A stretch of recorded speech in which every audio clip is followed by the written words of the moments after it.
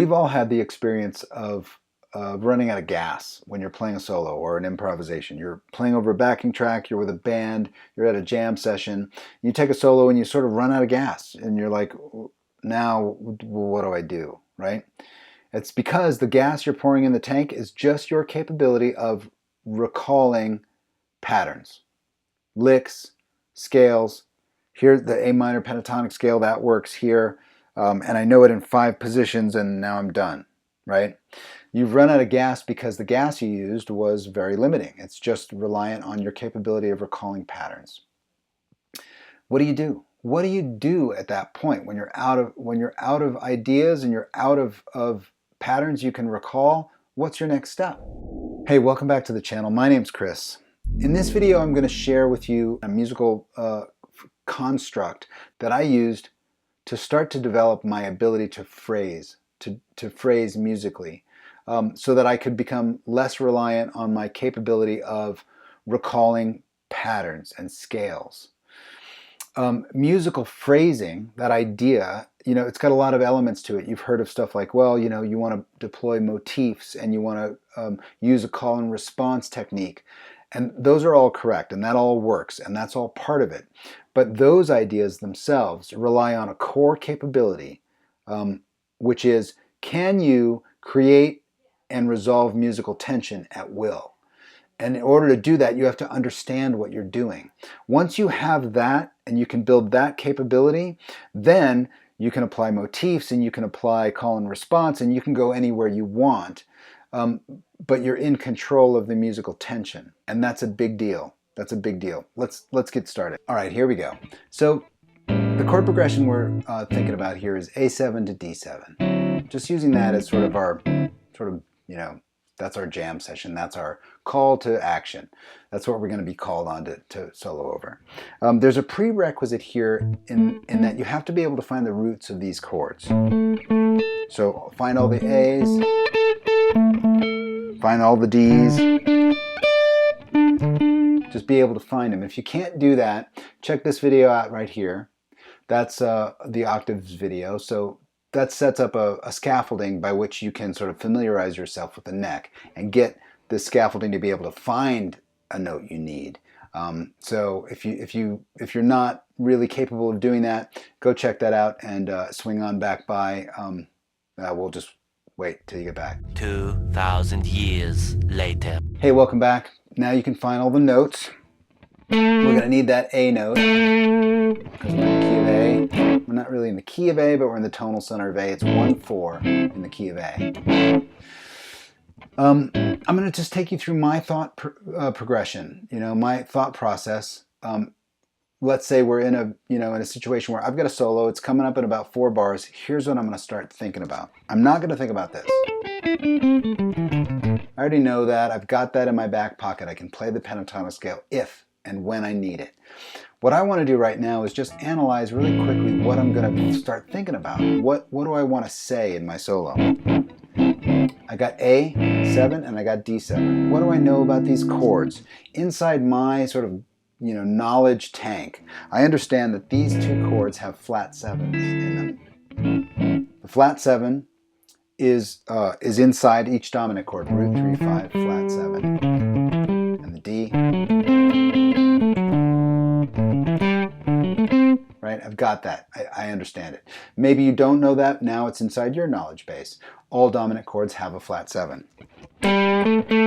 So I understand the flat 7. It's in there. I got to find it, right? I'm going to be using that. I've got the root, and now I know I want to find the flat 7. What else do I know about this chord progression?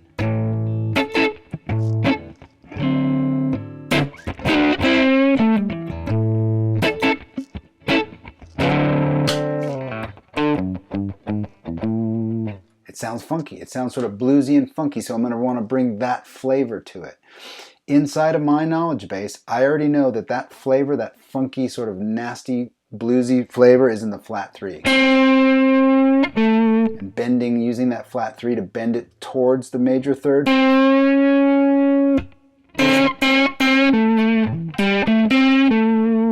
So I've got these 3 notes that I'm thinking about. I'm thinking about the root, obviously.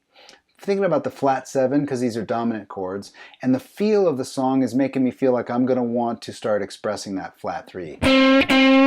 Because I know it's like that's the sonic relationship that I want to start exploring. Okay, first thing we have to do is figure out where that lives.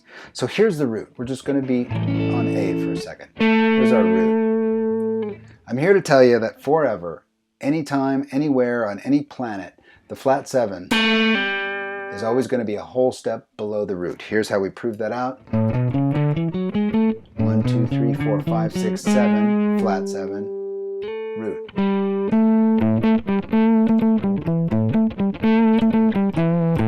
The flat 7 to the root, that's a relationship that I want. And I see it now. Any place I find an A,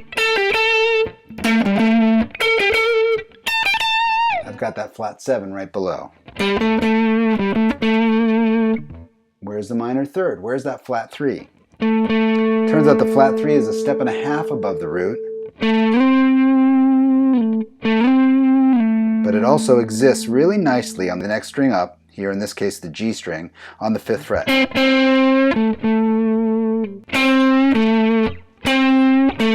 Right? Same relationship.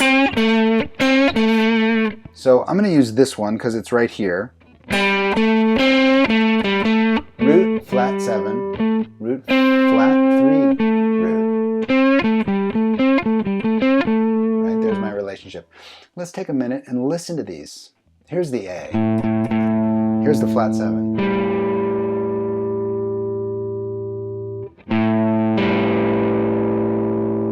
It's a decent amount of tension. And there's your resolution. It's lower in pitch than the root, right? Here's the root, here's the flat 7. It wants to resolve up. It wants to resolve up to the root. Here's my flat 3. Listen to this over the A. Whoa. How long can you hang out there? Flat 3 is above the root. It wants to resolve down.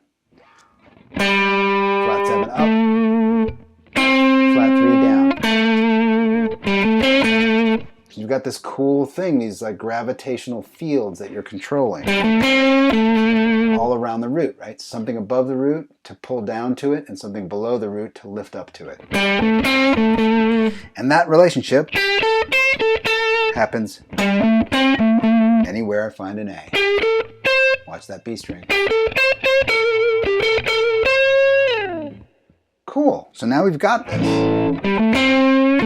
I'm not thinking about a scale.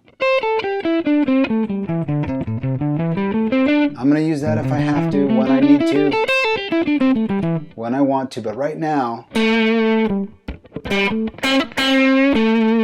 I've got a relationship that I'm dealing with. I'm creating and releasing tension intentionally, right? I'm in control of this. All right, check this out. We've arrived at the D. There's our root. Where's the flat 7? Always and forever, a whole step below. Where's the flat 3?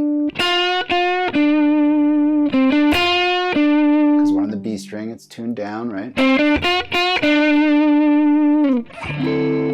Got the same relationship now, right? So now I can tell a little story over the D chord. Check this out. Listen, listen. This is the flat 7 of the D.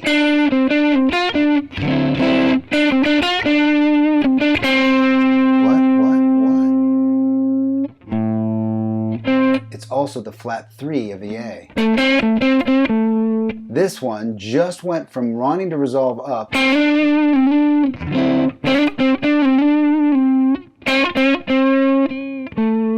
wanting to resolve down.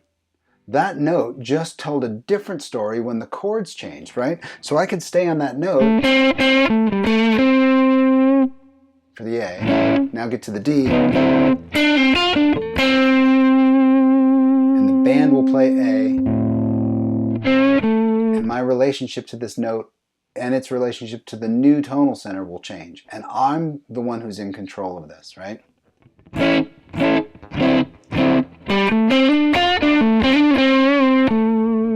So you can sort of hint at and force the chord change to come to you rather than just like, I don't know what just happened. There's tonal relationships happening there by happenstance. I hope I luck out and I roll the dice and something cool happens. Versus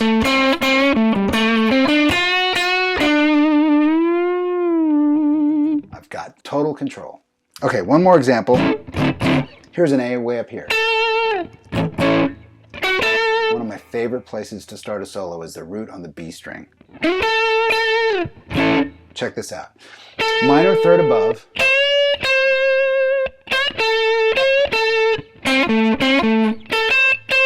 Right? I just learned that the minor third of the A is also the flat 7 of the D. There's my D. So check this out. I'm going to outline this change.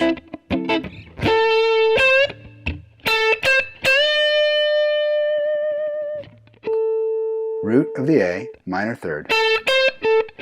Now it's changing into the flat 7 for the D, and I'm bending up into the D.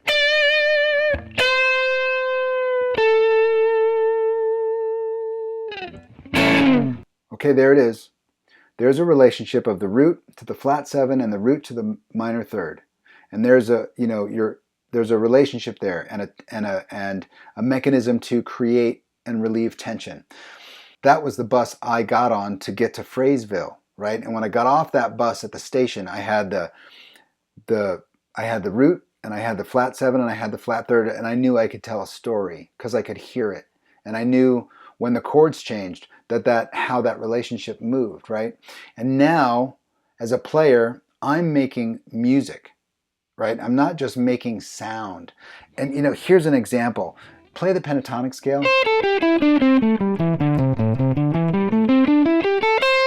Right there, I just ran over that musical tension 6 times.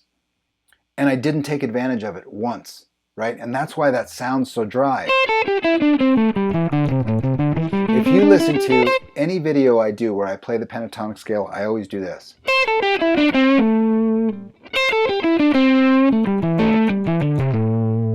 I always goose that minor third, even if I go through it fast, because I know that tension's there, and I've just habitualized. I want to express it, right? When you just ride right through it, you're creating a musical tension and you're releasing it by happenstance. You just happen to be going by and it happens without your permission. In the situation where you run out of gas, your brain is not engaged. In fact, it's waiting for information from your hands. Hey boss, what do we do? Go up an octave. Okay, now what do we do, boss? Go back down. What do we do now, boss? Go up an octave. I don't think that's a good idea. We've already been up there. Oh, shit. Now what? Right? When you've got control of the musical tension, you are telling your hands what to do. Your brain and your ears are saying, there's the flat 7. I know what it's going to sound like. Let's hit that. Let's create that tension. Okay.